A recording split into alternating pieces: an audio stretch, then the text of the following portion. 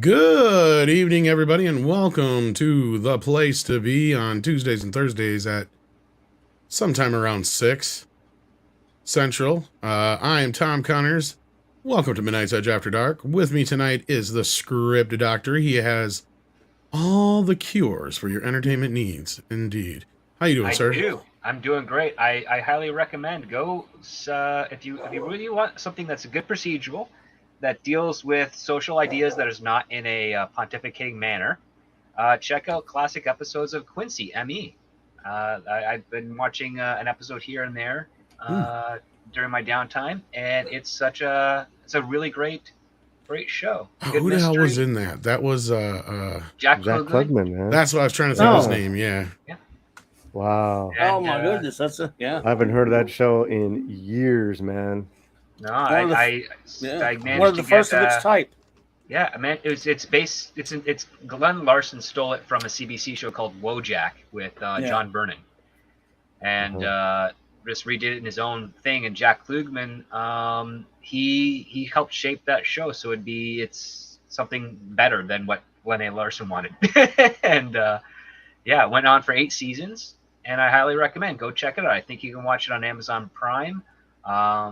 I got a box set of this 8 seasons gifted to me, so I've been throwing that on in the background while I do some work. And every episode I throw on for the background, I end up watching it in its entirety with full focus because it's quite good, and it's got some nice little comedy thrown into it here and there. Because for those that may not know, Jack Klugman was Oscar in the Odd Couple television series. Yeah, that's why I was trying to think of his name. I couldn't think of it. And I'm like, it's that guy. Mm-hmm. Oh yeah. I mean, he was a great actor. It's that guy in The Thing. He was great on a few Twilight Zone episodes too.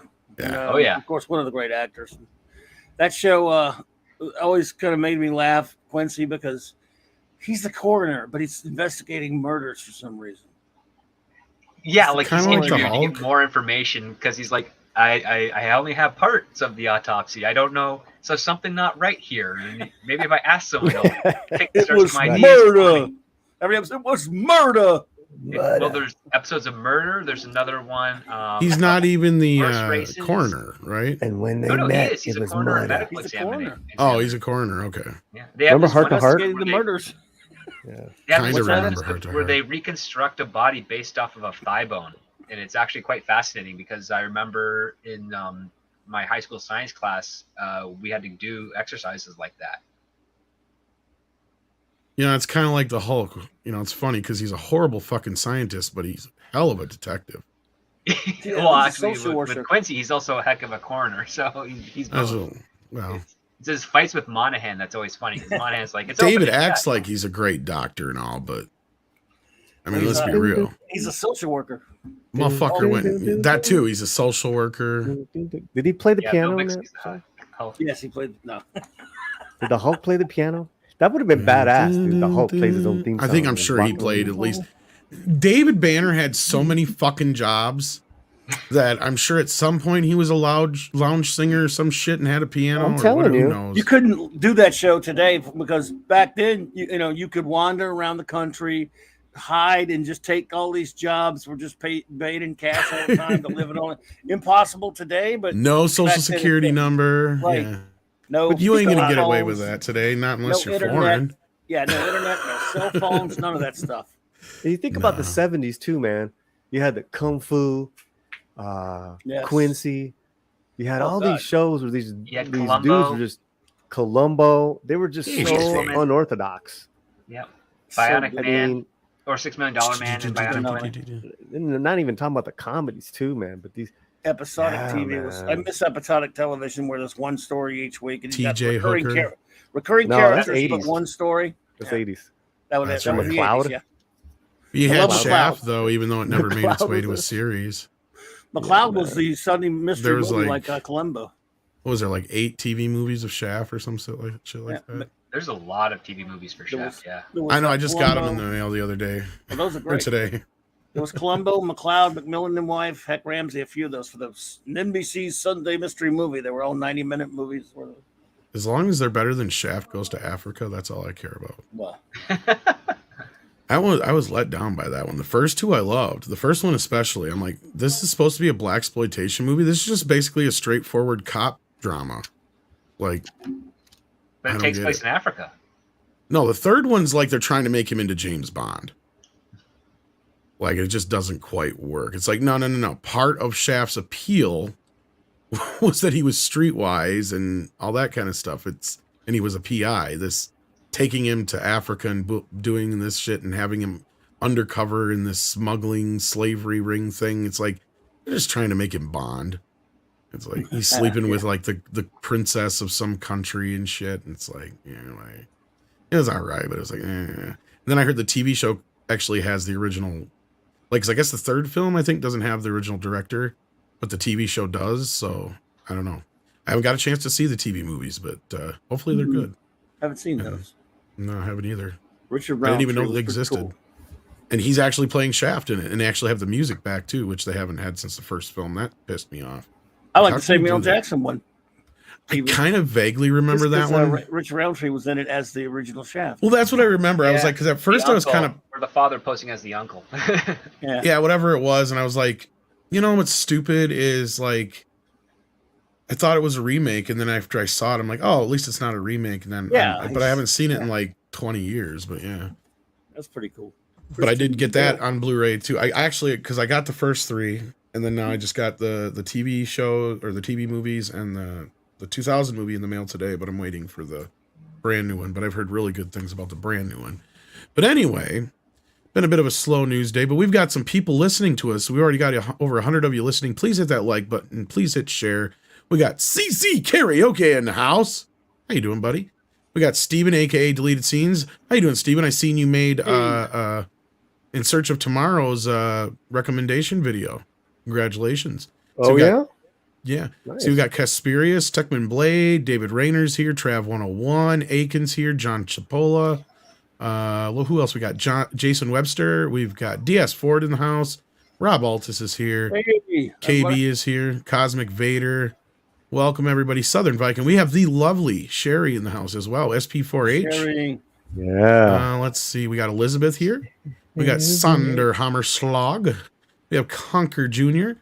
And so many more. Hamdinger is here as well. Mecha J and Zontar. CS as well. Hopefully I didn't miss any of the regulars. D-Bud Martin, I see there. Stephanie, I think, is here as well, I thought. She's there. So, yeah. She's here. Duck Nation and Monkey Man, as well as Gonzalo Bergali and Dragon Master 360 and Vizrel. SXHBK. Hey, I got your name right this time. So welcome, everybody. Please share out the link. So, yeah, the big news of the day, if you haven't seen it already, Elon, as we suspected, is going to be sued by Twitter. Yeah. I mean, who didn't expect this to happen, really? I mean, we've seen this coming, but this is kind of a stupid move for Twitter, if you think about it, at least if you ask me. But we'll get into this here, but I'm going to show you guys my new favorite meme. If I can get it to load up here. It's kind of funny. Let's see here. Here it is. All right. So as I bring that up on screen here, is anybody here surprised by this move on Twitter's behalf? No, because I mean, one of the points of contention I think Elon has is he wants to know the proper number of users versus the bot accounts, sock accounts, fake accounts, etc. And Twitter doesn't want to reveal that. But if they go to court and that becomes part of the point of contention, full disclosure or discovery will have to provide that to him so that he gets that answer anyways. And if that answer ends up being bigger than what is expected, that will devalue the worth of Twitter and allow him to buy it for a fraction of that cost. Not significant fraction, but like, probably maybe 10 billion less. Yeah. And for those who are wondering, well, how the fuck could Twitter even sue Elon anyway? Well, the reason is because when you get into these kind of things, there is a preliminary contract thing you get into with negotiations. But from what I've heard from like Andrew over at Legal Mindset, and I think Valiant Renegade and a few others who kind of work in this kind of field have said already that like most of the time the buyer has like all the power, and as soon as something doesn't feel right or something doesn't add up or they won't disclose something, there's usually an out clause to where they can just pull out with no problem. So chances are this is not going to go in Twitter's favor anyway, and it just is weird that they're even doing this. But we're going to get into the story here and find out. But I want to grab Paulie and Klobby's initial reaction as well to this. Start with you, Paulie, since you're next in line. Yeah, you know, I follow Tim Pool a lot, and according to them, this is all, you know, Elon's master plan. So yeah, I'm not, you know, why would he buy something? Why would he go with something that, you know, he probably saw some shit he didn't like? So it's like you got to clean it up. Well, as far as we know, at least from our end, the whole deal was it had to do with bot accounts. They claimed Correct. It was only 5% bot 5%. Accounts, and he's thinking it's a lot more than that from his research. I bet or you whatever. It's over 50%. Oh, fuck. Oh yeah. Yeah, you probably aren't even being hyperbolic Crazy there. Number, right? Klobby, how about you? What's your reaction to this? Well, not surprised, that's for sure. But again, this is the first time hearing of it. I've been looked at the internet all day. So. Actually, this just broke this afternoon. Like, it's not even that old. Some pretty fresh news. So, like, yeah. I mean, not that we at all about this. Exactly. Yeah, I was gonna say not that we're even that surprised by it, but.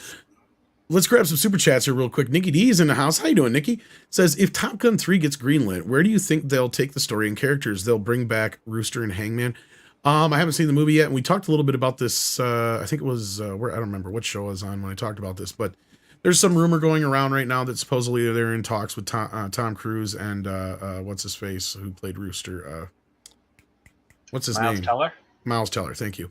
Miles Teller. And honestly, if there's any truth to it, I bet you it's going to be like a Rooster spinoff. But we'll see. We'll see. I think that it would be very silly for them to jump right into a Top Gun 3 just because this one was successful. This usually doesn't work out when they do that kind of a thing. True. I mean, even the fact that Top Gun Maverick worked out was a fluke. How often do we get these sequels that are, 20 years after the fact and they work out? Rarely. Not unless there's movies that have had, build up through this. Like the only rarities that I can think of are like Creed, and even that had Rocky Balboa and stuff in between the Rocky series. Mm-hmm. But like Ghostbusters Afterlife is the only other one offhand that I can think of that had any real success because, yeah, ID4 2 sucked and bombed. Dumb and Dumber didn't do very well at all. What are some of the other ones? Scream was successful, but that's debatable.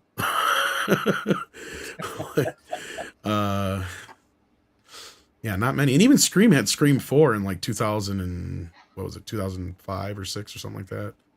So it's not been that, there's not as much of a gap between the other films in that one. So in this case, I think they're better off waiting. But what do you guys think? You think that they're going to go through with this, or anybody heard anything else or read anything else? Let's start with you, Script. I think Top Gun 3 would probably be a big mistake at this point. It's not that type of franchise. The concept of Top Gun is that it's a flight school.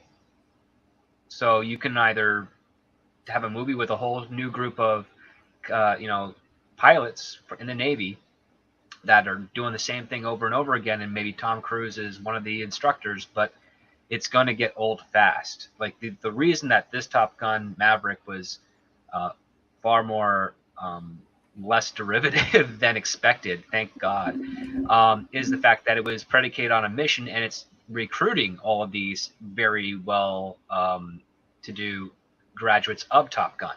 So they're using the people that performed at the highest of those classes to do this very difficult mission.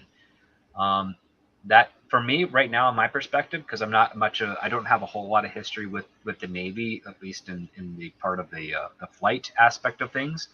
I don't see the whole potential for an ongoing franchise that could be as sustainable, well, let's not compare it to a Marvel movie, but like Men in Black or something or like a James Bond or something of that nature. Right. Where it's every few years you will get one of these types of movies. I think with Top Gun, it's the type of franchise that really reflects a generation for when it's made. And I think you could probably have another one maybe 10, 15 years down the line when it's probably something, another story would be better, which would be, the human pilot versus the artificial intelligence pilot. And or I even think that at would the point, I think that'd be your story at a point where society. But basically, it's Tom Cruise's swan song. In other words, yeah, like his last movie, maybe. Pretty much. I mean, he's like 60 years old right now. I think he got another 10, 15 years in him to look the way he does until something crazy happens. But yeah, I don't think it would be. I don't think it'd be a smart move, but I understand from Paramount side of things and from other producers side of things how desperate they'd love to ride this high and try and come up with another story. Yeah, Paulie. Yeah, this isn't a Mission Impossible, you know. Right. I'm a huge Mission Impossible. Like, well, there's gonna be 2 more. He's got his franchise. I mean, I just can't imagine a Top Gun 3, especially after what this has accomplished. It's like that would be very disappointing. Tempting fates, basically. Yeah. Mm-hmm. Yeah, it's just weird. Just like just really what Squid was saying. Just I really can't add much to that, but Cruise is a very smart movie star, so I just hope he doesn't do this. Sometimes, yeah. Clobby? I know you hate Tom Cruise. So. I do hate him, but I mean, I do admit that he is smart when it comes to this sort of thing. Yeah, I can't stand him, but I believe you're right, Tom, that it would probably not be a very good idea. Now, Hollywood doesn't learn lessons very well, and anyone else in Hollywood probably would be jumping on the bandwagon to cash in very quickly. But as much as I can't stand him, he does seem to make good decisions when that kind of thing comes up. I don't know he would. I don't think he would want to do it right now again, but for a lot of the reasons you're all talking about, it probably would not be a wise move. How much can you milk out of that? You know, I'm sure they can milk plenty. I mean, well, it would make it work though, and how much would he want to go back to it? Yeah. Well, not only that, how believable it is that you can get people into air combat this often, right? Like that's what I'm saying. You don't have it's not like you're on a mission. You're a superhero or you're James Bond or something like that, or you're cops or whatever. Yeah. So. I mean, even if there is like an aerial attack, it's so rare anymore that like anyway. But no, yeah, that's kind of where I see it too. Zontar also said if you think Musk as a case or anything interesting will come out in Discovery, check out Upper Echelon Gaming or Common Sense Skeptics coverage. Oh, interesting. What are they saying? The opposite or not sure. Then we got Carries, who's a new member. I swear you've been a new member a few times, Carries. But welcome. Let's see what level you're at so we can give you the proper sticker or whatever you call it, video. Let's see here. My chat's got to catch up here. Hang on a second. At least this way I'll make sure we did not miss any member chats as well. Yeah, somebody also mentioned Bill and Ted. That was kind of like middle of the road. It made its money back. But they also didn't intend on like continuing the franchise after that either. That was just kind of a love letter to the fans and a movie they've been wanting to make for the past 10 years or whatever. So like, yeah. And another apology for the TV series. Kind of, yeah. Well, they had nothing to do with the TV series. I know. Yeah. He's a minimum effort puppy. So that is Mikey's favorite, but he's not here today. But hopefully everything is going well with his dad. He has been with his dad at the hospital. So thoughts and prayers go out to them right now. So hopefully Papa Iron Man is okay, and it's just some precautionary stuff, but we'll see. We love you, Mike. Yes, love you, buddy. Indeed. If he's listening, of course, Mike, he's listening. Love you. And where is the damn button? I got too many damn buttons in here. Here it is. There we go. Thank you, Carries, for that. Maybe Carries just wants to see the puppy over and over again. That's probably what it is. Yeah. But that's also Mike's favorite, so that made me think of Mike. And yeah, so let's get into this Elon mess. Twitter sues Elon Musk, seeking to force him to complete $44 billion takeover. Go away, Zendaya. I don't. Good luck. Goodbye, Zendaya. Yeah, I know, right? As promised, Twitter sued Elon Musk, swinging a. Oh, hang on a second. A legal Let me see if cudgel? Can somebody read this for a second? Because I might try and get another guest in here. Let me. Sure. Let me zoom this in. Hang on, so you can actually read it. Whoever wants to, there go. Is that better? Yeah. Okay.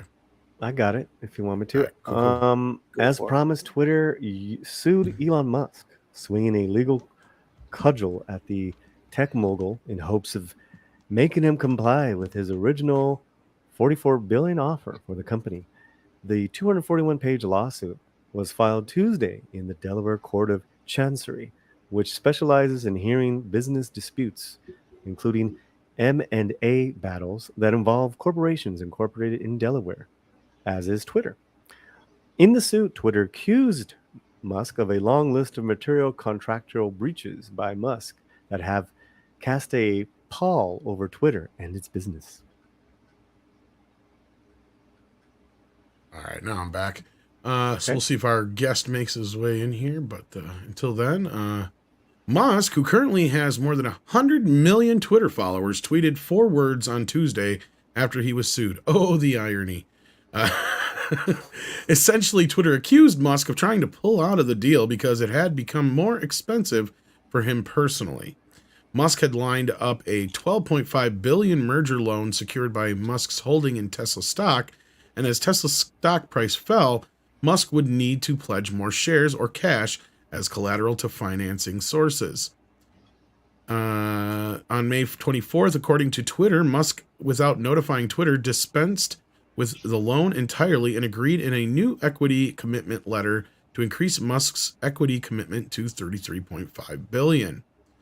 With the Twitter deal becoming pricier, Musk wanted an escape, but the merger agreement left him little room with no financing contingency, or diligence condition. The agreement gave Musk no out absent a company material adverse effect or material covenant breach by Twitter, the lawsuit said. Musk had to try and conjure one of those. Twitter began, I can't read today. Let me make this a little bigger. Twitter is being represented in the case by Watchell, Lipton, Rosen, and Katz, and the New York City law firm focused on mergers, acquisitions, and other business transactions. Twitter has filed a lawsuit in the Delaware Court of Chancery to hold Elon Musk accountable to his contractual obligations. Twitter chairman Brett Tyler tweeted Tuesday. Last Friday, after launching on the idea that Twitter was lying about its claim that less than 5% of its active users are spam bot accounts, Musk made good on his threat to walk away from the Twitter deal. He told the company in a letter from his lawyers that he was terminating the acquisition offer because he alleged the company breached the merger agreement mainly by dramatically understating the proportion of spam and false accounts. And I believe this because he had been bringing this up before he even technically committed to buying the company. In the first weeks of the negotiation, he brought that up. Yeah. So he's got that in his favor right off the bat. Preliminary analysis by Mr. Musk's advisors of the information provided by Twitter to date causes Mr. Musk to strongly believe that a proportion of the false and spam accounts included in reported monetized daily active user count is widely higher than 5%. And that's in the information that they provided, right? They may not even provided all the information. Musk's July 8th letter to Twitter said, in its lawsuit, Twitter asserted that Musk's exit strategy is a model of hypocrisy. In announcing the deal to buy Twitter on April 25th for $54.20 a share, Musk said one of his goals was defeating the spam bots. However, according to the suit, when the market declined and the fixed price deal became less attractive, Musk shifted his narrative, suddenly demanding verification that spam was not a serious problem on Twitter's platform. And that's not true, as we just stated, and claiming a burning need to conduct diligence he had expressly forsworn. On Sunday night, Musk responded to Twitter's legal threat with a meme showing the billionaire laughing at the prospect of the company needing to disclose data about spam and fake accounts in court. They said I couldn't buy Twitter. Then they wouldn't disclose bot info, Musk post said. Now they want to force me to buy Twitter in court. Now they have to disclose the bot info in court.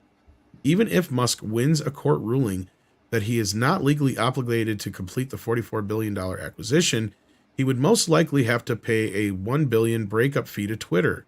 It's also possible, that the parties will settle out of court.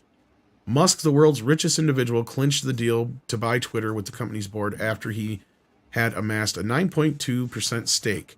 According to Twitter's lawsuit, Musk currently owns 9.6% of the company's stock. The conservative CEO of Tesla and SpaceX was abuzz with ideas for change he wanted to make to Twitter, including making Twitter strictly adhere to free speech principles. A few weeks later, Musk suddenly took issue with Twitter's long-standing claim that spam and fake accounts make up less than 5% of the daily active users. At least they're admitting that here, but I think it was a little earlier than that. He suggested without providing any evidence, the Twitter user base could represent 20% fake spam accounts.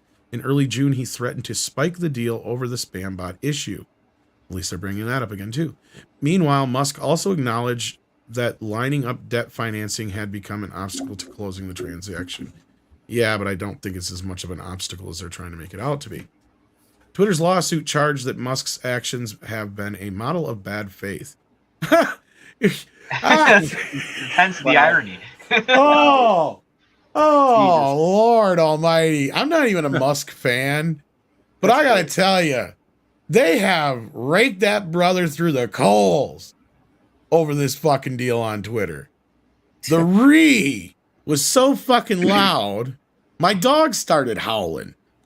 Like, Jesus Christ, man, are you fucking kidding me? It was the end. There was people comparing it to like 9/11 and shit, remember? Well, note they called him a conservative.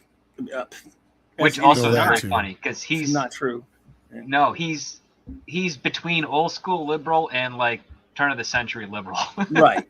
But that's a pejorative for people like Variety. Yeah. Yeah, exactly. This is hilarious. And I believe that, yeah, that's just them saying what they're being alleged anyway. While pretending to exercise the narrow right he has under the merger agreement to information for consummation of transaction, Musk has been working furiously, albeit fruitlessly, to try and show that the company he promised to buy and not disparage has made material misrepresentations about its business to regulators and investors, but yet they disparaged the fuck out of him the whole time. The complainant said he has also asserted falsely the consummation of the merger depends on the results of his finishing expedition and his ability to secure debt financing. Which is not a problem for the richest man in the fucking world, I'm sure. According to Twitter's suit, under the final agreement, who's going to tell him no? Right? Like, no, you it's don't like, have fuck, it's your money, dude. I mean, yeah, Musk doesn't have reliable collateral. Exactly. Like, be the bank, be the person at the bank has to say that to him. Be like, right? That's your job, goodbye. Be like, are you kidding me? Half the money in this bank or all the money in this bank is probably his. Are you fucking shit? Where do you think you're sitting on, dude? Like, come on. The hell do you think a savings and loan works on? Jesus Christ. And I mean, obviously he goes to a much different kind of level of shit, but still, my point being, if let's say that there is a discrepancy with the bot accounts, which we all speculate they are, let's say that it's only an additional 1%, that still would be considered fraud on Twitter's part and give him means to not have to buy, or at least have warrant a reevaluation of the financial worth of the company.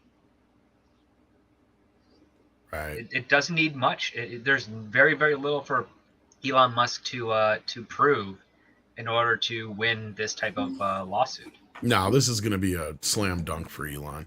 According to Twitter's suit, under the final agreement with Musk, the company negotiated the right to hire and fire employees at all levels, including executives, without obtaining Musk's approval. Musk's initial draft of the merger agreement would have given him the right to okay the firing of employees at the level of VP or higher. According to Twitter, that provision was struck before signing. Musk's deal remains subject to approval by Twitter stockholders and certain regulatory approvals. So it's not even done. No, it's nowhere near done. Yeah, so what the fuck? Anyway, company suit noted both sides had agreed that any circumstance affecting the market generally or other social media companies would not excuse Musk from closing the deal per Twitter's lawsuit. Well, guess what, Twitter? You're fucked. This is hilarious. This is I'm not even a lawyer. I can tell you that this is probably a slam dunk for Elon. What do you guys think after reading this stuff? Script, you've commented the most, so go ahead and then pass the baton to Paulie. Oh, sure. I think this is a brilliant strategy, or a byproduct of a strategy for Elon Musk if he really wants to take control over Twitter. And even if he decides to back out, he leaves Twitter in a far worse position than where they were prior to the sale. I mean, the whole goal I think he has is to try and clean up some of the scrum, so to speak, in on social media, and Twitter is a great place to start because there's a lot of messed up stuff there. And I think this action is one step closer to getting some more transparency. And so, regardless of the outcome Twitter thinks they're going to have, I think it's going to be a benefit to everyone else. I mean, just pay attention to your account. Anytime Elon does something with Twitter and Twitter reacts, a lot of people's followers go up. So that means that they're doing something in their system to try and make it look a bit more on the meritocracy side of things. And I don't think I don't think that's a coincidence. Paulie? Yeah, I'm right with what Mrs. Flew said in the chat. Really, this is great strategy that he's doing. Well, he even posted that image of Chuck Norris playing chess. Yeah. Insinuating he's been playing 4D chess or whatever. Yeah. So good for him. I think it's in good for all of us, because this is just great for forums like this to be on the up and up. I mean, with all the nefarious things they've done over the last few years. Absolutely. Yeah. Twitter. Take him to court, man. I can't wait to see this. This is going to be the next Amber and Johnny case. Even though it's going to be fucking boring as watching paint dry, the outcome is going to be hilarious.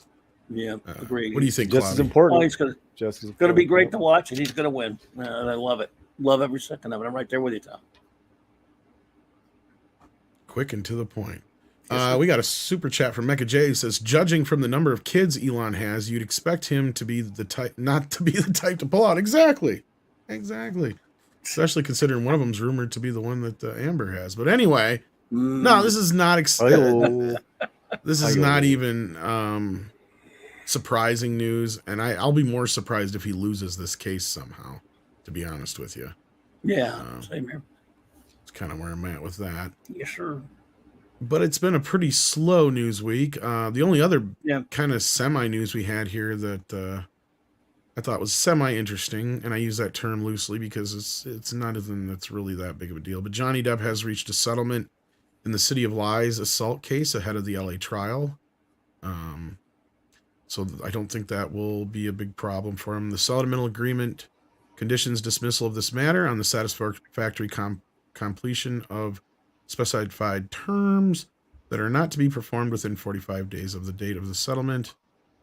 Reads the notice of the settlement in the docket. A request for dismissal will be filed no later than 1/5/2023.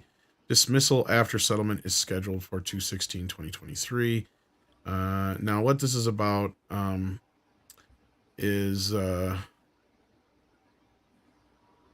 he was a manager accused him of being hit, accused of battery. And it was a questionable case to begin with, from what I remember reading before. They don't really say much about it here from what I'm seeing. And it doesn't really matter at this point. It sounds like it's been settled. So Johnny's going to probably write a check and this guy's going to go away. What was it looks like. Real fast, what was the origin of this ridiculousness? Like I said, there's more to it, but according to this, they just say a defamation battle, but he seems to... He seems to have put an end to an assault and battery case about to go to trial in City of Angels. 2 weeks to the day before the scheduled start of the trial brought against Depp by former City of Lies location manager Greg Rocky Brooks. In 2018, the parties have come to a deal, was revealed Monday in a filing with the LA Superior Court. Brooks' lawyer, Arbella Azizian, said in a settlement that had been reached, kind of. No terms were made public, and the whole shebang could still be scuttled, as can always happen up to the last minute in these things. However, after weeks of behind-the-scenes talks between the sides, it looks like Depp is paying off Brooks to go away, and have another lawsuit disappear, much like he did with his ex-business managers in 2018. So, yeah. I've seen the movie, though. It's not too bad. Oh, here we got a little bit out down here. Oh, yeah? Oh, no, that's about Amber shit. Oh, never mind. The suit over the eventually released City of Lies, which co-stars, was directed by initial co-defendant Brad Furman, claims an alleged booze on the breath Depp flipped out when Brooks informed him on April 13th of 2017 the production had to wrap for the night, talking to an off-duty LAPD officer on the set in process. After being told to deal with Depp by Furman, things went south fast for Brooks when Depp sauntered over, supposedly screaming obscenities at the location manager. Depp then hit Brooks twice in the lower left side of the ribs, causing... None of this even makes sense.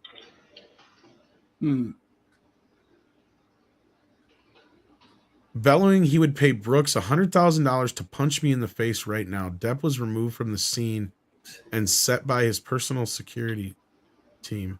Asked in the aftermath to pledge not to sue the production for the incident, Brooks refused and was pink slipped on the spot for April 16th.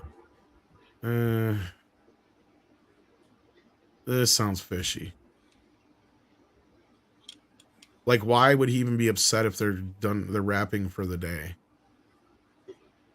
Like, that doesn't make sense. He's not the director. He's just an actor. He wasn't even involved in the conversation. Sounds like we're missing some piece of information here. What do you guys think? Yeah, I think it's pretty thin. Because that doesn't make any sense. Why would he flip out over them just saying they have to wrap for the night? That doesn't make any sense. Can't think of any reason. Because if he's actually boozed up, and we keep hearing that he supposedly was showing up late to the set and all this other shit, wouldn't he be happy he's done working for the night and go drink some more? That works, yeah. I'm just thinking, and knowing an alcoholic my whole life, I mean, look, my dad was an alcoholic. He went through rehab, all that business. He'll be the first to tell you that, yeah, he would come up with any excuse not to do something so he could drink. Like, this doesn't make sense. It sounds like we're missing something. Oh, yeah, Paulie, you should be able to speak on this too, right? Like, as much of a addict as they tried to paint Depp as. I don't know. It just doesn't make sense to me. Sounds like we're missing something here. I mean, I don't think he's ever had a problem on set, has he, Script? Not that I've heard of. No. I mean, you hear about that behavior right away. Well, that's the thing is we didn't even hear about him being like late and all that stuff until he was with her anyway. He wasn't late, bro. That's garbage too. Not to where like it's chronic, where it's like halting production. Not Russell Crowe levels. Yeah, that's what I mean. Yeah. I'm just saying, after so many decades of working in the business, if you're a drug addict and late, you're not going to be working anymore. They just phase your shit out, even as someone as talented as Depp. So it's clearly not the case. Yeah, I don't know. We'll wait. We can't really, as I say, we wait and see how this goes, but it sounds like they pretty much settled it. So unless it doesn't get settled, I don't think we're going to hear about it again. So, that's pretty much it. Yeah. I didn't really want to touch on this story, but I'm even curious if it should be a part of our next video. But evidently, this kind of makes me laugh. Oh, boy. Dun, dun, dun, dun. Warner Brothers Discovery will consider Elliot Page to replace Ezra Miller's Flash. Oh, I did hear about this. Warner Brothers Discovery won't rule out recasting Ezra Miller's The Flash with Elliot Page. However, Warner Brothers Discovery have not begun talks with Elliot Page. But according to an insider, Elliot Page is an actor they will look at for the role. Now, notice how this is worded. But according to an insider. Well, just the whole fact they will look at for the role. They will consider. Now, Script, you and I kind of discussed this before the other guys got in here. Yeah. And I think we had probably the best take on this. So I don't know if you want to start because there's really nothing much to say. This is Fugazi if there was ever Fugazi. It'd be the greatest double take for a lot of audience members if this were to come to fruition, because people may not know Elliot Page is only 5 feet tall. They're very tiny. They're tiny for a man. He should be a jockey, not an actor anymore. Ouch. So, but the other part too is like, and not to throw any shade at Mikey Sutton. He has some very solid sources. Deals with lawyers and talent agents, all sorts of people. I think they're just doing this just because they're looking at any option. They'll be happy to look at any option for whatever thing, and it costs them really no actual money to do so. So yeah, if you can volunteer Elliot Page, you can volunteer Grant Gustin, you can volunteer whatever you want. They're happy to say, sure, we'll look. And then, but they've probably already got their decision figured out at this point. So yeah, the latter part is kind of where I was going to come in. And I said, look at the wording of it. They're going to consider, right? That's like when your parents say maybe. Like, it really is like, yeah, we'll think about it. You know, like, that doesn't mean we're going to actually do anything about it. But like, yeah, well, Ironcaster, I don't even know. He says this is like Sony buying the Morbius meme. No, I think that Warner's well aware that it's never going to happen. I think they're just saying this because it's the proper thing to say to the public, if anything. Somebody asked the question and they're like, yeah, I'm sure we'd consider that, but they're not really going to. But you were going to say something, Paulie? I'm sorry. I was just going to ask if anyone here has seen Elliot now acting in anything since becoming Elliot. And because Ellen back in the day, for me, I always found that she, had was a very interesting actor. Juno and Inception, but I haven't seen anything. Have you seen her in Hard Candy? She was actually pretty vicious in Hard Candy. Was it? So I did see a clip of her in the Umbrella Academy as Elliot. Mm-hmm. And funnily enough, it was a scene where he was being demeaned for basically being so self-absorbed. It was hilarious. It was kind of funny, actually. Because the dude comes in to his room and he's like laying on the bed crying and shit. And they're like, oh no, you weren't really just expecting somebody to come in here to comfort you, were you? Wow. Yeah, it was a really kind of like, ouch. Yeah, it's like, welcome to being a man. It was kind of a funny scene. I'm like, I might watch this show now. I mean, the reason men don't show their feelings is because nobody cares anyway. So why even waste the effort? Right.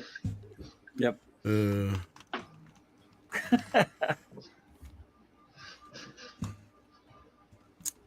Well, I mean, I didn't watch. I didn't like as bad as the second season of Umbrella was. I didn't want to bother with the third season, but I've been hearing a few things about it. But no, not in this. Looking at, do they really hate money that bad? No, again, I think this is just like the diplomatic way of answering this question. Let's be real. Exactly. We'll consider Elliot Page for the role. Sure, we'll look at him. Yep. Sure. Yeah, totally. Like I said before the show, I was talking to Script. From what I've heard, they've pretty much already made their choice, and it was either between Dylan O'Brien and the Sam Claflin guy, and those were like the two top choices right now. And again, that could still change. We don't know for sure what's going to happen. But I'm not buying into this whole, like, we got a video coming out where basically it is breaking down how this whole, that Warner Brothers is committed to releasing the film with Ezra. It's just based on one bit of an editorial in that Variety expose, to the point where Variety even turned around and wrote a fucking editorial based on their own fucking editorial. Like, it was kind of weird. But you'll see in the video what I mean. It's kind of fucked up. They have not had any new information for a while. And in the video, we kind of break down what I've heard, what Mikey's heard. Like, they're just finally making a decision about Amber, right? Like, so they have so that happened a couple weeks ago, probably. We're not going to hear anything about Ezra for a while. they're still trying to figure out what to do here, because this is not going to be like the Amber situation. And that right now, from what we've heard, has come down to scheduling more than anything, because they want Emilia Clarke, but her schedule is pretty loaded. So it's going to be a juggling act, because they don't have to film too much with her. The problem with Ezra's situation, though, is, yeah, they got a lot of shoes to fill. So we'll see how that goes. Satan's Glory Hole is Alex Kurtzman is here and says, I like my Kitty Pryde being a male. A male trans Latinx? What? I'm not sure what that's supposed to mean, but I'm not going to say it. Oh. Well, luckily, I don't think wait a they minute. Maybe that's a taco. A taco. Maybe. Yeah, well, I don't think they're going to be playing Kitty Pryde anytime soon. So, yeah. What's Emilia Clarke doing? They got a show. She's got a show right now. She's in Secret Invasion.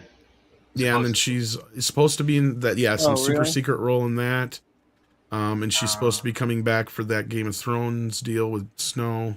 She's in a kind of like a oh crap. I think she's in the Pod generation. So it's a kind of like a romantic comedy that's being filmed right now. I think in New York or Atlanta at the moment. Well, I think it has more to. Don't you have some comic book or some shit like that?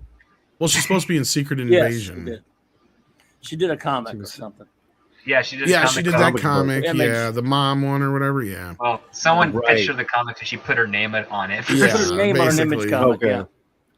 And that but like, what's the show she's actually on right now? There's some show she's on, and that's what it sounds like the conflict is. But no, she's actually filming the Pod generation movie right now. Okay. Like she's the only other show she would be working on would be Secret Invasion if that rumor ends up being true. I thought there was another show she had, but unless I was thinking of the movie she's filming. Either way, yeah, she's busy doing whatever right now. And then wait a minute, I'm confused, man. We don't call Elliot a him. Someone in that chat was like, I have no idea. I've tried. Wasn't Elliot a man now? Well, yes. Yeah, that's what you're supposed to say. I'm just trying to, keep the peace. Yeah. I don't give a shit. Wasn't happy being a lesbian, decided to be a straight man. Well, you get stuck dealing with the white man shit now. Warachi says, leave the white part. No. You're a white man now. You got to deal with the bullshit. You get all the hate now, Elliot. Warachi says, people are trying to find actors, who resemble Ezra. How about that? How about they find a new actor and just go on as if nothing was new? Actually, it's funny you mentioned this, Warachi. Script and I were having this conversation just before the show too, how we were both like, yeah, we just wish they'd get somebody who kind of looks like the Flash, even though clearly, like you just said, they're going for somebody who resembles Ezra a little bit more. Which is silly. I mean, if I was in the studio head, the last thing I'd want is anything that reminds me of Ezra Miller on my movie.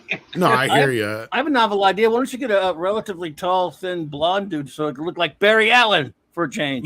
Mean like the actor Lucas Till from First Class X-Men and MacGyver? Because he actually looks a lot like Barry Allen. Well, there you go. Because even John Wesley Shipp was like too buffed up for Barry Allen, but he looked more like it, And then he goes, Greg Gustin really doesn't look like him from the comic either. He's an okay actor, but how about since you have a chance, why don't you make him look like Barry Allen? Just a thought, But how does Elliot look like Ezra at all?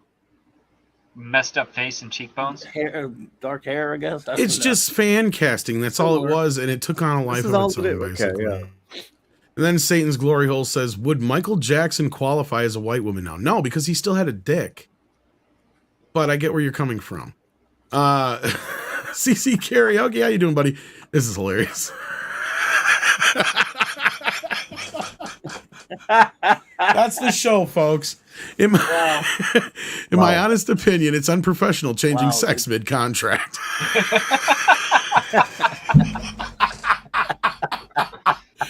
What? How long until there's an actual fucking stipulation for this in contracts, though?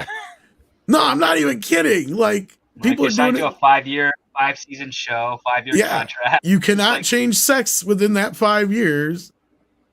I'm so confused, man. Well, so was Elliot, evidently, but somebody who's not confused and could change their sex at any time, but even if they did, they'd still be one sexy beast. Nick Weiser's in the house. Nick Weiser, what's up, buddy? He just have a lot less hair on his chest, that's all. So it was weird. Like, I was just hanging out modding. I'm like, oh, I'll mod. It's cool. And all of a sudden, like, my Twitter message just shows a notification.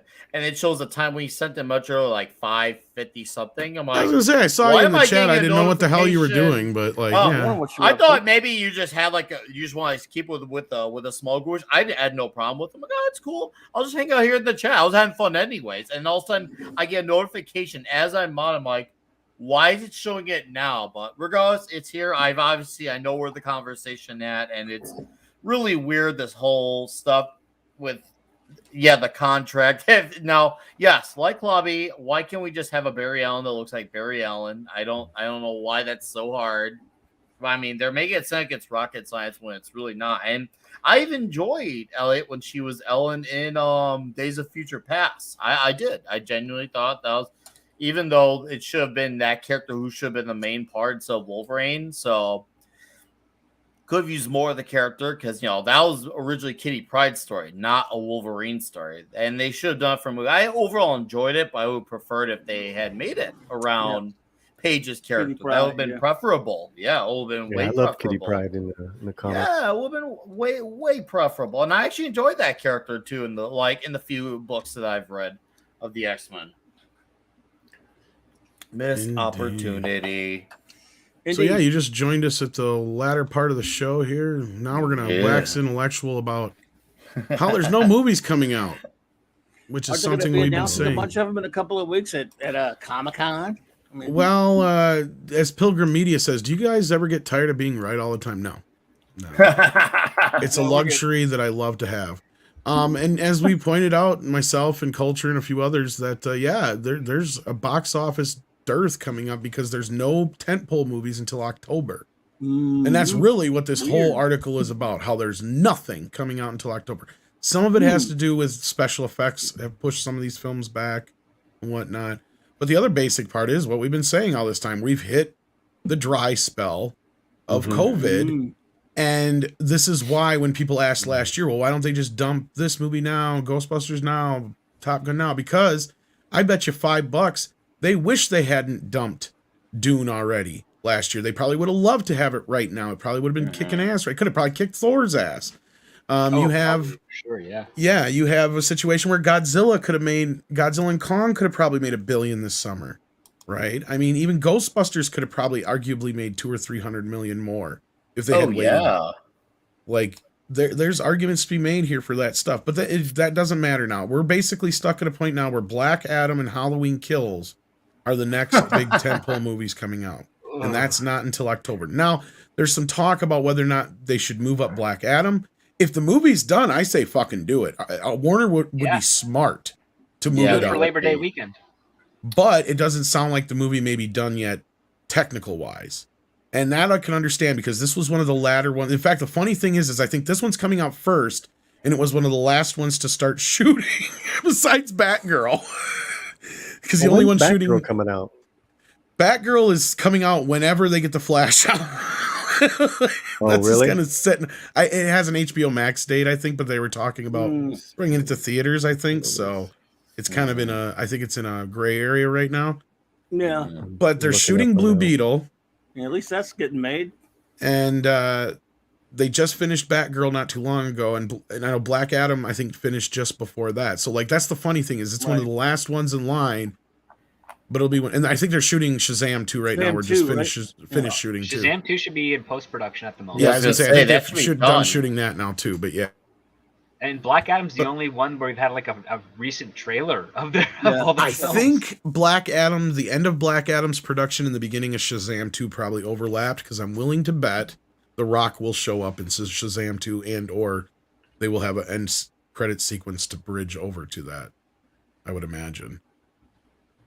I mean, I'm just speculating here, but I would. I mean, I was going to say... bump up Black Panther, but then again, we already know that Marvel Studios likes to rush their CG workers and overwork the hell out of them. So maybe bumping that up, probably even worse, adding insult to injury is probably not a good idea. Yeah, that might be something we talk about tomorrow morning on the morning show more so, but I know that was something we kind of brought up the other day, and I know we've been talking about here and there, but yeah, I mean, I understand part of this, but it's just like, don't be surprised, kids, but here's the part that I wanted to get to, though, is we've actually reached a point here where a lot of the people in the audience ask, when is something that's going to be good that is original comes out? Well, here's your chance to probably get a look at some original stuff that might be good. I mean, there's some movies like Bullet Train coming out that looks like it might be all right with Brad Pitt. There's a couple other, most of it's going to be original movies between now and October, pretty much. Mm-hmm. So, I mean, we'll have a shot at some new material here, so you never know what could be a surprise runaway hit. You got that Nope movie from Jordan Peele. You have there's that Lion movie I keep forgetting the name of too that I saw the thing for. So there's a few things coming up here that might do okay. Is there anything you guys remember seeing trailers for? Anything you might be looking forward to the rest of this summer coming up here? Script, anything come to mind for you? I haven't been able to be in a theater for a while, so I haven't seen any trailers. Well, I suppose it's not something you would seek out on Twitter unless you knew it existed. So, yeah.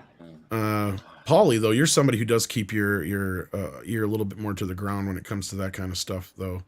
So, is there any original material coming up here in the next couple months that you know about that you're kind of looking forward to?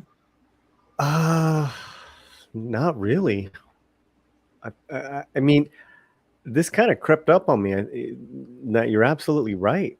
Is like this is like a black hole in the next couple months. Because right, so it's kind of like a blank slate, really. I mean, we've got stuff coming. We just don't really know what it is. Yeah. Sorry, go ahead. Mm-hmm. I hope that's no. I'm looking at stuff in the future that I'm looking forward to. It's not until October, November. I just hope whatever comes out, like there's a surprise that comes out of this. That would be nice. Yeah. If like, hey, where's this random movie? And people are like, what? And then people go see it. I am looking at the releases the last week of July. This BJ Novak comedy thriller, Vengeance. I have seen the trailer a couple times. It does look kind of funny. It's a good cast. That might be a sleeper.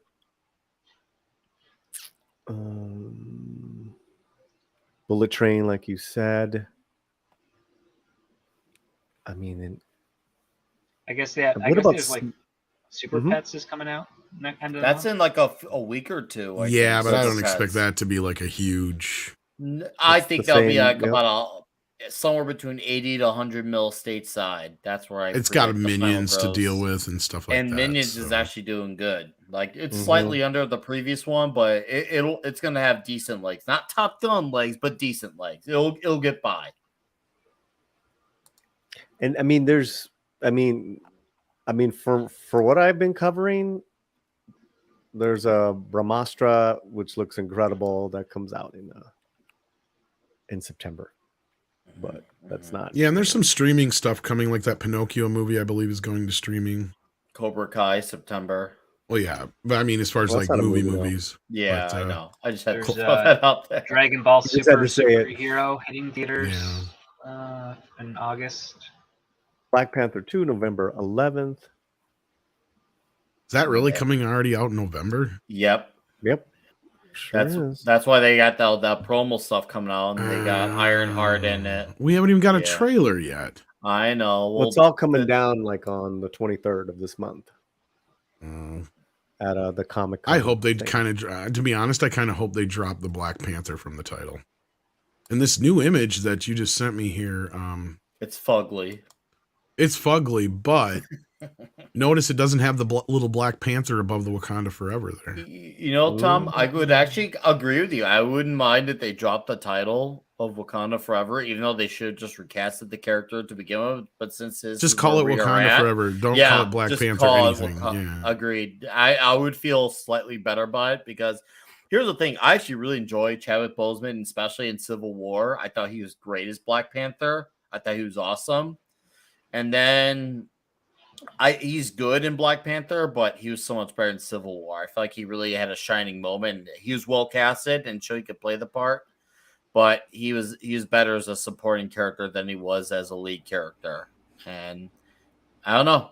It's a shame because I do feel like he could have had some more to offer with the character, but we'll never know. And they should have just recasted it. Wow. I mean, Ironheart looks like something out of the 90s. No, they're gonna put Ironheart. Oh no, in. Ironheart looks horrible. That's who's in the back there, boy. yeah. Yep. Yeah, I mean, Her armor looks terrible. yeah, What the fuck? Like we've been saying about how things get uglier, and it's now become the hold my beer of how much uglier can we get. Like I thought Eternals was bad, but bro, this may have exceeded it. Okay, so this is the Steel. Mhm. Now we just got we got Batman and Robin with Thor Love and Thunder, so this is gonna be Yeah. Steel. Yeah. This is gonna be Wow, Steel. that'd be bad. Yeah, you never know. oh, isn't Prey coming out? A Predator? Yeah, But that's straight to Hulu. August 5th. It is a movie though. Yeah, It it is is a a movie, I think. It Or is is a that movie, guys. series? Is it a series or a movie? I can't It's a remember movie. now. A movie. Okay. Yeah. It is a movie. August And 5th. Morgan I mean, King's you been a know- member for 11 months. Thank you for that, Morgan King. Yeah, thank Anyway, you. sorry, Tim. Did you read the other one I sent you? I got one more here. I got Ironheart. Looks like she was in Spy Kids from Ironcaster. That's No, hilarious. Don't Captain- insult the spy That's kids what I. like yeah, that. actually, no. Wait, yeah, I don't know. And then we got. Speaking of Thor: Love and Thunder, is Taika Waititi as big a fool as Ryan Johnson? Yeah. He's Yeah, on his way. Almost. If it Here's- wasn't for him having more hits than Ryan Johnson, I would say Yeah, yes. that's true, he but, does. Here's the thing. I don't think Taika's stupid. I just think he just doesn't care. That's where I think it is. I think he's having fun. Like he knows Yeah, he's exactly having fun. He how knows easy it is to trigger the internet, and he's just Yeah, he having does fun. Thank you. Thanks, script. That's where I'm at. He doesn't care. He's having fun with this. He doesn't care. So that's why he says stuff and brags about like the whole "I'm going to ruin your mythos in a minute." He's trolling. He's doing that, and he's obviously doing some character damage along the way. So he's having fun in the worst ways possible. Pretty much, yeah. He's like also that Yeah. guy in the room that laughs at his own stupid jokes. Oh, absolutely, he does. God, he's And really in love with his own jokes. I've Oh, you know, liked his speaking of original jokes- stuff, but Don't you know that's everything, right? The story was sacrificed for jokes. And then For those who missed that, The story was just telling sacrificed for jokes. And then That's true. Boy, that's that was the response. Okay. Hemsworth is mentioning it. that was Admitting it? literal. I never saw Yes. that clip. Well, what that was Right. response to was the 4-hour director's cut. And they were talking about paring it down, and basically the story was sacrificed for jokes. Well, that's true. The cut that was playing in theaters right now. I got Exactly. news for you. That's my point. It was like all the jokes Yeah. that should have been left on the cutting room floor got left in the movie, but most of the story Yes, did not. exactly. You know, I Oh. rewatched the first Thor a few days ago because I hadn't seen it in many years. Mhm. It holds up, doesn't it? I will say Yeah, I it's gave good- it way it's I better. gave it way too much crap. I'll admit that. That's not to say I'm over the moon about it now. No, But there are it some is- scenes of the movie that I do appreciate in a much higher light. That like the scene Yeah. where Thor and Odin are arguing. I remember watching and thinking like, wow, this is actually a really well acted, powerful scene. I'm thinking, holy crap, like we actually had some Yeah. really good stuff here. If they First just did a half's little, really good. Yeah, if they just did a little bit less of the Earth stuff and a little bit less of the Earth characters. yeah. The Asgard stuff's great. Yeah. Yeah, the Asgard stuff, and there's really good. I feel like the Earth stuff kind of hurts it, but the Asgard stuff, like I get why they put him on Earth, so he can like learn to embrace a whole other culture and understand Yeah. ways of life. I get it. I feel like if they dumbed that down a little bit with more Asgard stuff, it could have been like a really really incredible flick. But I do enjoy it, and it definitely did do it favors in terms of understanding in retrospective, because Thor really feels like Thor, especially when he goes out there kicking ass against the Frost Giants with the Warriors 3. I'm like, bro, this is so killer to watch him being awesome and winning fights and like having challenges. Say, hey, I want more. Like, is this the best you got? It's like I miss this Thor so much. Like, it's crazy. It's watching a completely different character Hemsworth plays. Yeah, and Das Wolf, and this is the one I was talking about. What about Beast with Idris Elba in August? That's the one with the lions. Yeah, I kept wanting to call it Yeah. Roar, but it's Beast. I sent you a called, link, and it's like, Yeah, I'm seeing that now. It's got like a list of what's coming out here. Yeah, and it just looks awful. Like, well, that's what I'm saying. I mean, there might be some surprises in here of movies that we didn't know about because they're not, your Right. typical tent pole or IP There's fare. the Patton Oswalt comedy "I Love My Dad," which No. nobody's gonna watch. No, Oh. no. And then he had the Again, audacity this- to go out there and talk about his fucking wife again, and it was like just reminding This me is how much of the a piece of shit period he when is. But anyway, production was shut down in 2020. We're now seeing the gap now. Like that's how many years it usually Yep. takes to do a turnaround, and we're going to see Yep. a bit more of an elongated gap or sparser release of films for the next 9 months until they're able to catch up and get back to their original schedule. So it's going to be a weird summer and Christmas and spring. Grand Admiral Adam Clerks 3 is hardly coming to theaters. That movie is not going to make a dime. And Yeah, rightfully that's, so. I Fuck hope Kevin you're 15th. right. I hope you're right. He's I want doing that like thing some to bomb. roadshow tour, which is the same thing he did with Jay and Silent Bob Strike Back, which means it'll be in One like day a couple only. of theaters, one day only thing again. Yeah, no, thank you. yeah, I'm good. No, thank you. And no, thank you, Taika with Chi-Chi. Taika Waititi. Yeah. Is that his Mexican equivalent? Yeah. I don't Jackie give a Wolf- shit about. He works I with don't give Steven a shit Spielberg. about that director.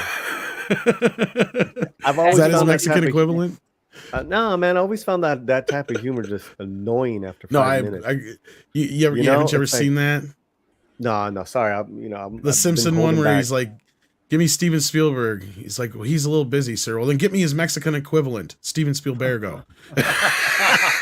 So Taika Waititi is Taika Waititi. Taika Waititi. It's his Mexican equivalent. I'd actually would see a Taika Waititi film.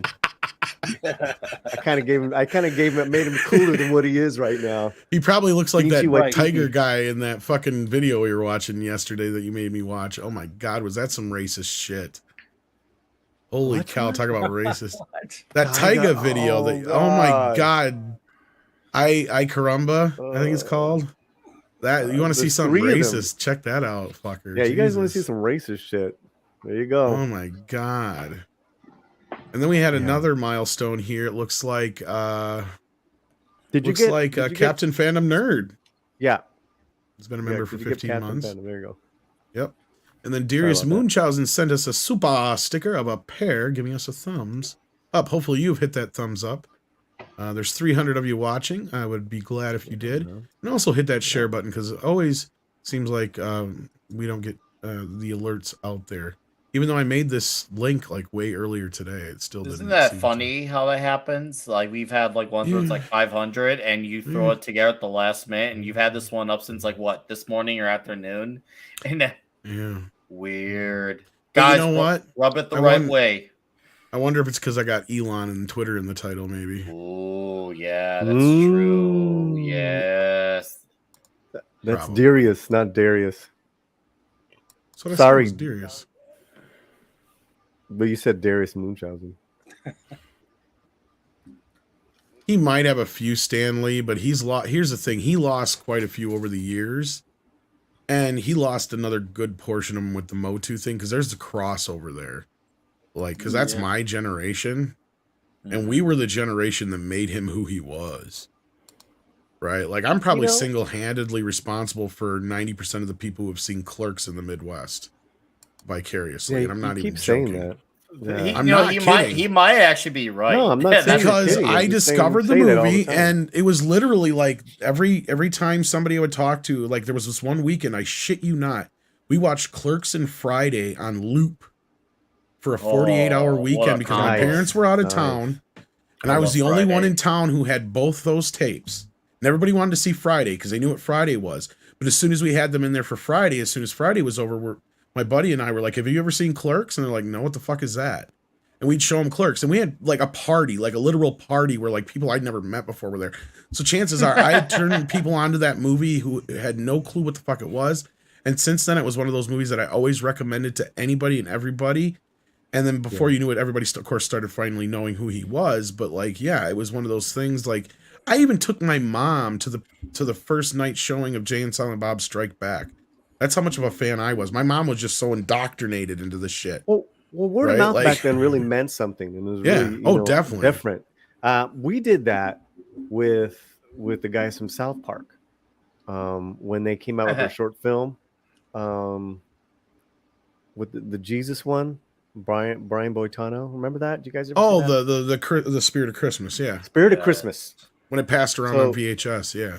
We made those, dude, because I was at that time working for a post production in Viacom in the Oh, yeah? 90s. Yeah. I mean, wow. we literally made VHS copies of that shit on our desk. Nice. And For those who don't know what Paulie's talking about, Mm-hmm. South Park comes from Trey and Matt were hired to make an animated Christmas card for some producer. I can't remember who it was at the time. So they did it, and where Paulie's were you guys. So you guys are the ones who are responsible for it to leak out everywhere else where it wasn't supposed to be. Then it was a CBS Viacom producer, and that's how we were able to we got a hold of it. It was a bunch of post production nerds, like, some of these guys were musicians, or So you are technically one of the people responsible for South Park, then. I'm just telling you that word of mouth back then meant a lot of shit. When you had that VHS, like, what is this? We would make those labels, and then we make those copies. Oh, it was so much fun. Oh, that was one of the That most was a fun passed time, off VHSs ever, man. Dude, I remember seeing that shit on VHS back in the day.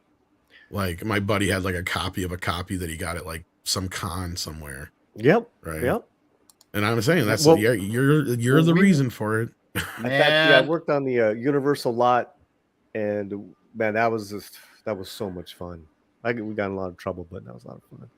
Worth it. I mean, come on, you weren't even supposed to be there that day. Not even supposed to be here today. 37. I'm 37. See, he used to be funny. Row? I know. Pilgrim right? Media I used to quote says that movie all the time. Elon the Magnificent will rule the galaxy. I hope not, but hey, I'm behind the guy when it comes to the Twitter deal. The enemy of my enemy is my friend. That's right. You guys have been great, though. You're not the enemy of my enemy. You're definitely the friend of my friend. That's for sure. And I want to thank everybody for being here today. It's been a great show. Is there anything else you guys wanted to chit chat about? I'm kind of dragging a little bit for a reason. We may Better Call Saul just came back, so if you've been watching, haven't I haven't, but you're a fan of that, so there you go. It's a slow week. There were some Emmy Emmy nominations. nominations. The Building, another good show to check out. It's not a in-your-face comedy. It's a very subtle one. In fact, there's a joke Steve Martin just did recently that makes fun of TV show revivals. That is quite brilliant. So yeah, check that out. Oh, there was the huge news of the day, and that was Brazos. Yeah. The Emmy nominations. Right. Okay, I got one for the chat that they should check Yes, out. congratulations to Ripa on his success for today. Oh by yeah, the way. yeah, absolutely. In all seriousness. So Oh man, I can't wait to get my book. So it's going to be awesome. No, it's gonna be cool when that happens. Like, and especially it actually looks good too. And I told Gabe Ayaltib, I'm like, I actually like how like it looks like a regular superhero suit, not overly complex and like super busy. I'm like, it's nice to see a simple superhero suit, and the story in the background of the character Avery Stillman actually sounds intriguing. So it sounds very street level too. So the only thing that was missing from his pitch was like a little hint of what type of ability he has. Yes, and I think that was done on purpose. I did think about That's that. not what you want to do in a pitch, though. I mean, it worked well for him because he has a very loyal and an awesome fan base. But like, you don't do that. Like, you take a look at the #1 issues of the classic comic book characters between the 40s and the 60s. You can tell by the cover what their superpower is. Oh yeah, no, totally, no, you're right. Yeah. Well, we'll see. Hopefully, we'll like this is his first one out. I hope the story is really great and he knocks it out of the park. I hope so too. And he said too, like, even if you don't like this story, there may be something else within this whole space that there might be something that might be leaning towards what you want. So that's a good thing. He's already acknowledging too, like what I may be doing. It may not be your speed, but there could be something else within this whole sphere that you might like. And there's nothing wrong with that. And if he's willing to admit that, that's a good sign. what we do want. Not everyone has to like every character from like a Marvel or DC equivalent. If there's a book or two you're latching onto, you want to stick with those books. Hey, that's great. That's awesome. That's fine. If you happen to like it all, then obviously you benefit from the larger picture of the continuity of the story. So it's a win-win, regardless of how you spin it. So no, shout out to Ripa. But I want to bring up, I don't know, Tom, if you've watched it, but Garrett covered it on his channel last fall. Primal season 2 starts next week, and the first 2 episodes will be on HBO Max. Then after that, it's going to be the next 8 episodes week by week by week. And that's from I haven't Getty seen it yet, Tartakovsky. but watch it. If the second season's starting, I probably should then, yeah. Do it. They're all 22-minute episodes, and there's 10 of them, and there's only 1 season so far. Dude, it's like Conan the Barbarian with a little bit dash of heavy metal planted in there. Where's this I'll at? let Andre know. It's on Primal. It's on HBO Max, isn't it? Yes. Oh, I have for HBO Max. Yeah, Watch I'll it. tell Andre that the second season's coming. We were planning on watching it, so we'll Huge. probably I've only seen 1 episode of the first Watch season, but it looks fantastic. And now you've reminded me, Nick. I got to go back and start watching that now. Dude, guys, watch it. incredible. I'm excited Primal. about it. Like What? Gendy, I don't know how he does it because like Samurai Jack was great, and he's done cartoons like before that, and they were great. His And he's Clone still Wars killing it. cartoon was great too. Yeah. Oh, is this animation? Yes. I have Yes. the posters for those So actually. good. Yeah, great. Gendy is a master at what he does. And I just want to thank real quick here Gonzalo Bergali for Yeah. gifting 5 Midnight's Edge After Dark memberships. Thank you so much. Ironcaster was gifted 1. LQ3 was. Sonder Hammerslag and Shinobi Firecracker and Nick Steele all got a Nice. membership at random. Thank you so Nice. much. And in fact, Shinobi just realized they were unsubscribed. So do check to Dude, make sure that you look are at that. subscribed. Look at that. You went from being unsubscribed to this channel to being a member. Exactly. Yeah. I love it. You can be a member Excellent. too. Not even know But it. yes, indeed. But yeah, I didn't want to interrupt this conversation, but I did want to say that real quick. But yeah, Sherry's indeed. the lovely Sherry's a big fan of Primal, so she's watched the first season twice already. There you go. A lot of people. Yeah, I do. need to It's check really that cool. out. see, seriously, Tom, I cannot believe like when I was talking to Garrett in person, he was like, "How have you not seen Primal?" And I'm like, now I watch, I'm like thinking in my head, how have I not seen Primal? No, I'm like, now I'm relaying that message to Tom here. I'm like, bro, what? Nah, seriously, watch it, guys. And it has no dialogue too, which is great. So We need to do a video, a puppy. So we'll do an Oscar-winning puppy. Let's do an Oscar-winning puppy. There we go. There you go. For all the new members, thank you so much for that. He's so That is happy. what Mr. Butters does. Shit. It's kind of ironic that you have a dog named Mr. Butters now. I have 2 dogs. I Mr. know, Butters but you are and Bandit, and responsible they're for both little- South Park, and you have Oh, a okay. dog named Butters. Oh yeah. And you never even put 2 and 2 together, did you? Oh my! No, I just put it together. Just now, you just said that. Yeah, admit it.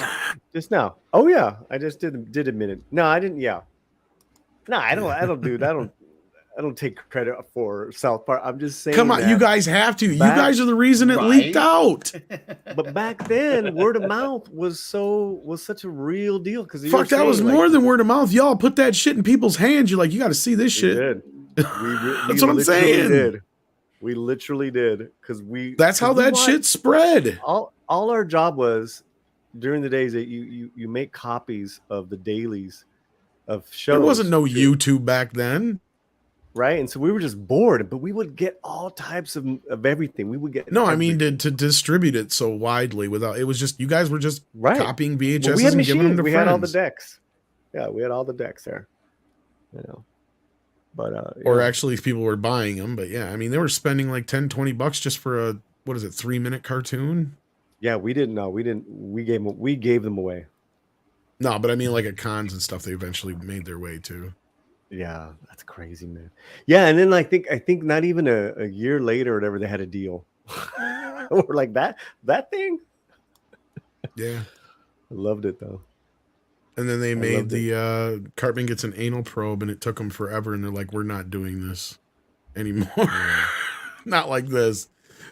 So that was the only episode they did with the paper cutouts, were the two shorts, and because they did a short that was an updated version of the original that actually had the South Park characters in it, and then that was for just some, I can't remember what that was for, but then that's what actually got them the deal for South Park. But yeah, the version that you're talking about though is what originally leaked out there into the world, and that had like prototype versions of the kids. Yeah, it wasn't. Yeah, exactly. It had a different look. That was great. But then that first original episode, they did that all by hand. Cut all that shit out, moved it all by hand. And they're like, fuck this. Because it took them like, was it 7 months? I think it was, just to do one episode. And they're like, we can't do this. We can't produce 20 episodes like this. This is just not going to happen. In came computers. I think they were one of the first animated shows to really use computers like that, weren't they? Or were there already some computer animated TV shows like that? I think there were some. Was Reboot and stuff like that out yet? Reboot was before that. There was Reboot, Shadowhunters, Beast Machines, or Beast Wars, depending on where you. Oh, that's right, Beast Wars too. Yeah, Beasties, yeah.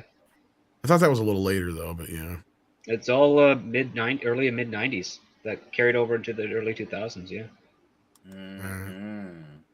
So yeah, our guest who was going to come in is actually going to be our Friday guest on the morning show instead. Tom Conkle was going to hop in, so he should be joining us Friday. So.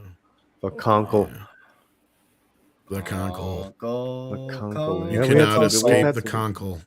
Had some good streams. It's a good dude. Tom's a bomb. But yeah, no, we got America to talk about tonight, and that's in what, just under an hour, roughly, or no? A little under an hour and a half.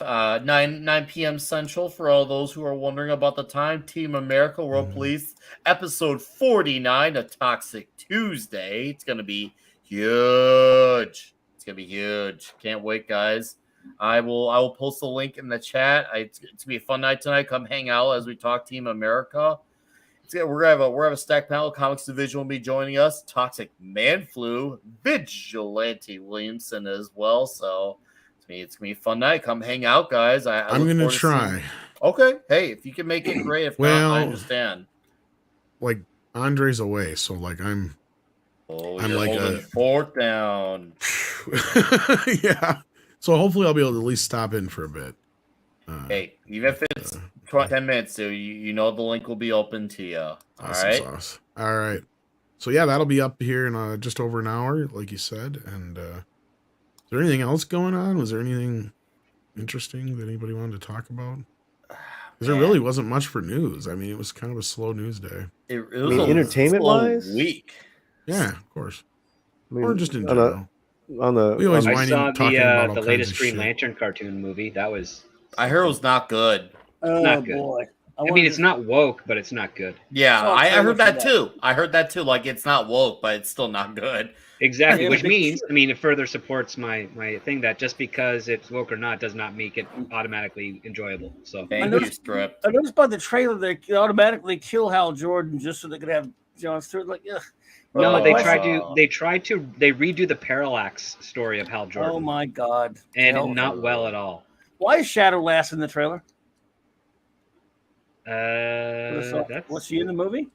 No, I don't recall. The blue chip. In the trailer. Nope, don't recall. Okay. Wait, yeah, she's one of the Sinestro Corps. Oh my God! All right, maybe it wasn't Shadow last. Yeah, it's basically about the war between the Thanagarians and Rands, which is made by Sinestro. And the way they animate Hawk Girl, they put her in a pair of pants that are so low cut, it's literally like a quarter of an inch above where the genitals start. It's like, oh boy, what woman would wear that? Even an alien one. Problematic. Yeah, the animation looked interesting, but the story looked like I was going to probably something that would upset me. And it sounds like from what you're saying, they don't understand the Jon Stewart. They don't understand the Jon Stewart character at all. That figures. Oh, what a shock! Wasting these DC animated movies because they can be so good. They used to be so good. Oh, I know. Rewatchable all the time. Pretty good. The one I reviewed last night with Loki, Green Lantern Emerald Knights. Watch that one if you want to see a great animated movie. The origin rings, right? That's the one with it's the multiple stories about different Green Lanterns and stuff told by Hal Jordan. Yeah. First Flight's not as good. Emerald Knights is the best one. First Flight's not that great. But the Green Lantern cartoon show, the animated series, that was a show. Great. I'm so disappointed that didn't get a follow-up season. Only 26 episodes. I love that show. If that movie didn't have such a taint on the Green Lantern franchise, that cartoon probably would have had a better. Once that movie was dead on arrival, they just stopped caring about everything but the comic books, which obviously at the time Jeff Johns was still doing. So they just stopped caring about the Green Lantern property right when they realized this movie is not going to do well. And that sucks because I love that cartoon. I rewatched that cartoon so many times, and I just remember, like, it was so cool to see Atrocitus and see all the other colors. And that was a great show. Oh, man. Fantastic show. Very rewatchable. Guys in the chat, if you've not watched the cel-shaded Green Lantern cartoon, please watch it. It was one season of, 26 episodes? 26 episodes, Fantastic. Unfortunately. Some people don't like that 3D animated style. I prefer 2D, but it doesn't hurt to show it. It's still great. Yeah. It was really well done. Better than the Beware the Batman CG. Oh, that was horrible. Oh, God, that was bad. Yeah, I hear you. Oh, yeah, that was... So, yeah, the Green GL show, if you haven't seen that and you're a Green Lantern fan, great stuff. Oh, yeah.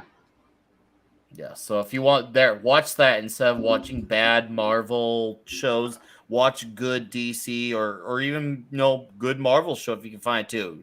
Earth's Mightiest Heroes. The Avengers Earth's Mightiest Heroes. Thank you. Earth's Mightiest Heroes is one of the greatest. If you want to see the Avengers, what they're supposed to be.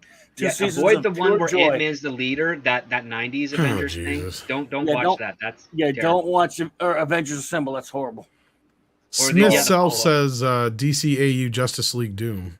Loki and I reviewed that recently. That's also great. That was one of the before those movies started going bad. That's a great one. Yeah. Again, Doom Nathan Fillion is was Green a good Lantern. one. Well, I got a couple things here if you guys don't mind me changing the subject for a second. Not at all. Go for it, man. First of all, I'm blocked on Twitter. By Kevin Smith? No. What? Like, I just got booted off of Twitter.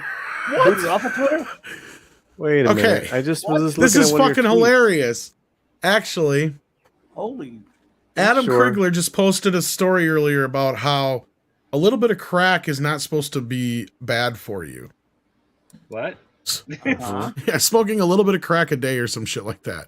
Mm-hmm. And so my response was, remember when weed used to make you rape your dad and kill your mother? They just went to the complete other side of the spectrum with this dumb shit right here. That's what I got fucking... What the fuck?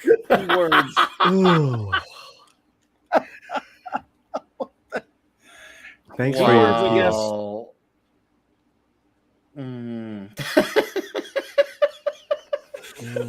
No, you don't look suspended on my end. Well, I can't do anything right now. Yeah, it's only a 12-hour suspension or whatever. But I see you on my end. I appealed it. Yeah, I see you, man. Yeah, I know I'm not wrong. Remember when, Reefer Madness, it was like, oh my God, you're going to kill people if you smoke it. You'll turn into a rape monster. But now all of a sudden they're like, oh, you can smoke a little bit of crack. That's all right. He's like, have you seen a fucking crackhead? Compare that to a fucking pothead. Nick, turn your fucking camera on. Wow. That's a pothead, folks. Right? Now let me find a picture of a crackhead to compare. He's just gonna grab one of Hunter Biden. Oh, I hope so. No, here's a good one here. No, that's probably not a good one. Just picture fucking Dave Chappelle from the show. One of his characters. If I show a real crackhead, I'll probably get in trouble. Even if it is Hunter Biden. Probably especially if it's Hunter Biden. Here's a good one. Fuck it. They're white. I can do this one. Here we go.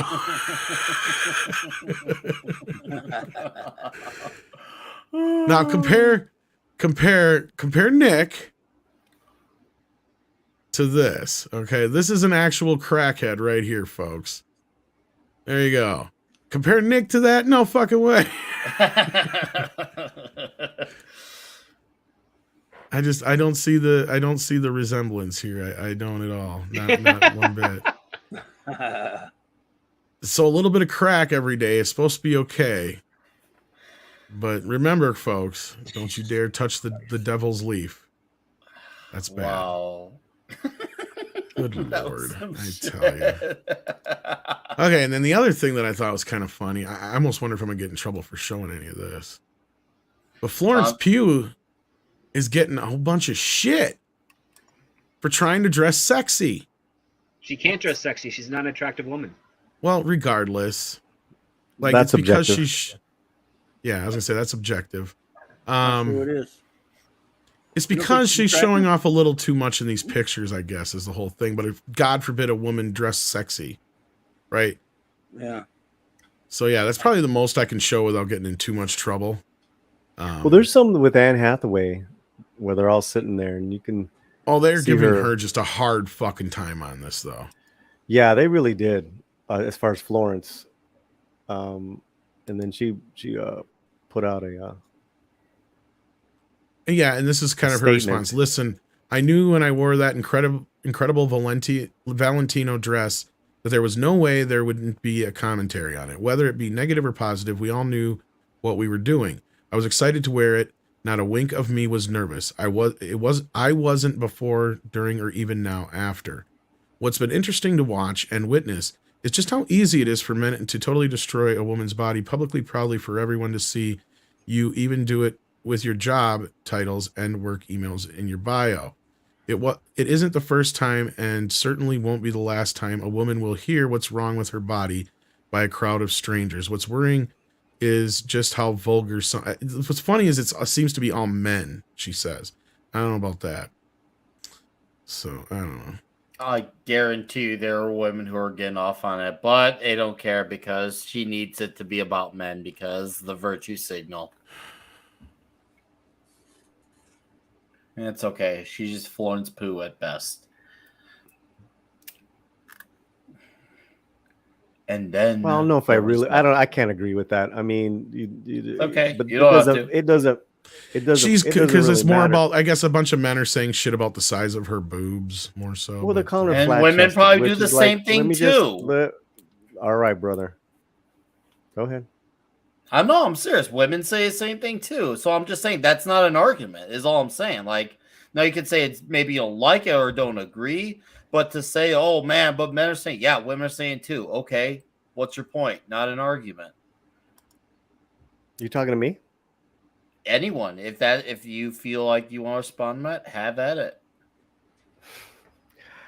Yeah, I'm just saying that, her particular look, people are not going to like. If you're wearing something that revealing, someone's always going to say something. Whether you have big chichis or not, or flat chested, you're always going to get you're going to get attention you might not want. Mm-hmm. And and I like the way she looks. She's beautiful. Nothing wrong with that. But I agree. But I mean, yeah, she probably took it a little too far with some of her statements, but I mean, that's not surprising, bro. Yeah, because there's some people who bring up. I mean, honestly, I don't think most men would have a problem looking at this. I don't give a shit. Most men wouldn't. No, that's a thing. Usually women care more about breast size than men do. That's my experience, but hey. No, that's I mean, I can see that being true. I wouldn't be surprised. I mean, yeah. I mean, how any of us feel about Florence is neither here nor there, but her whole thing about wanting a virtue signal, it's dumb. Like, if she's gonna really blame this on men, if she is, then she might as well just blame everyone, because everyone's gonna react about it. Right, but this is where I disagree, because I think that there's a body image out there that if you don't match it, you get a lot of shit. Like Bryce Howard, what she's had to deal with her weight. Tom knows about that. It's just, as far as being a Howard fan, there's a. I thought you were talking about the weight thing. Oh shit. No, there's just a very, perfect image that you're supposed to keep, and You don't think Chris Evans didn't have to do that in order to be Captain America? I mean, same with Hemsworth with being Thor. I'm just saying, like they had it too. Momoa with Aquaman. Oh yeah, they have a certain image they're expected to keep. They need to be super duper shredded for those roles. That's what they expect. That's not the out of same. them. It's not the same. It's not the same same bag. It's not the same bag. Well, Jack White I'd says argue there's that it also a re-release of One Piece film Gold in theaters, but for only 2 days, July 24th and 26th, and the next One Piece movie in One Piece film Red. I think that's October, the next one. Yeah, that's a Fathom event that's coming up. Yeah. So that's only in limited theaters then. Chris Goodman says, rewatch Justice League Unlimited, Cadmus arc blown away. That was fantastic. That whole show was great. Love Justice League Unlimited. Oh, yeah. But Bruce Timm show, just incredible. Back when Bruce Timm was good. Mm-hmm. Not only that, they got Ken Shriner to do Green Arrow, which was like inspiring. Oh, he was great. The Green Arrow, Black Canary episode, that was excellent. Oh, man. That's the one that was written by what's her name, or at least supposedly written by what's her name. The one who came out who defined the fridging term in comics. Gail Simone. Gail Simone, yeah. That was actually a good episode, even though it was her. Like, she's nuts, but I enjoyed that episode. Oh yeah. Mm-hmm. I don't remember even seeing her name on that when I watched it recently, but yeah, she's even she can be. She actually even wrote a decent episode of Batman Brave and the Bold, so she used to be able to write okay, but yeah, she's an idiot. She had moments of competence. I think when she was staffed with that entire team, she was able to produce something great, which is what you kind of want. When you have actual editorial, yeah, she understood how to actually write characters, whether you like them or not, obviously is besides the point, but she knew how to do it when she actually had to work under leadership, but now she doesn't work under leadership and hasn't for several years now. Now she just runs loose like Florida Man, but with comics. That's true. And not as interesting, right? And definitely nowhere as interesting. I could slightly forgive it a pinch if it was as entertaining. Just a pinch. No, her and that entire crew, and that's not even that's even most of the male writers too. I mean, Tom King doesn't write characters; he writes Tom King. Batman, he doesn't become Batman. Batman becomes Tom King. Just look at all the times he says, True. cat. Oh my, oh man, that was horrible. Tom King has got some issues, and I'm not talking about what he puts to DC. I agree. No, he's got. I'm like at times I'm slightly apathetic because I feel like he really has some mess up issues in the head, and I think whatever is going on between him and his wife, because if you notice every comic he writes, it's always like what the guy and his girlfriend or wife. And it's basically he's writing Tom King and his wife each comic run. That's all it is. So does he know his wife's cheating on him? Oh, he probably knows. I mean, just look at the guy. The guy is like, he's cuck personified. Like, you want poster boy image? Like, Tom King right there, man. That's how he writes all the characters. Like that. Oh, man. Yeah, it's freaking freaky. And then he loves character assassination. He loves making Wally West the murderer. He loves making Batman hurt his, I wouldn't say sons, but, people he helps raise. He likes making them act dumb and not heroic. And once again, because he does that, he fails upwards, like Gail Simone, like Heather Antos, like that whole crew. It's like, hey, look, you fucked up this character. Now you can move up and fuck up another character. So that's what they do. That's why I tell people, it's not even worth holding on to those books. They're not going to turn around. You got to have a wipe the slate clean in order for that to change. Indeed, bud. That's absolutely right. I got nothing else here.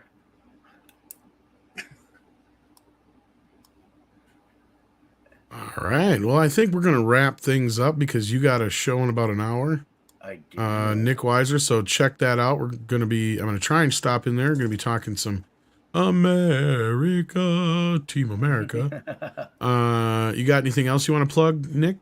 Let's see. Earlier this morning, I put out a video on the 7 things I'd like to see from the Rippaverse going forward. Check that video out. It's What's Up Before Toxic Tuesday tonight, which obviously we're talking Team America, and this Friday night with the Comic Shop Talk, and tomorrow night I'll be talking with Dash Attack as well on his channel, and I've got a few other things that are in secret I can't say just yet, but stay tuned because it's all going to be Huge. Thank you for having me, Tom, and nice to see course. Paulie, Script, and Klobby, and to the chat and the All right, buddy. mods.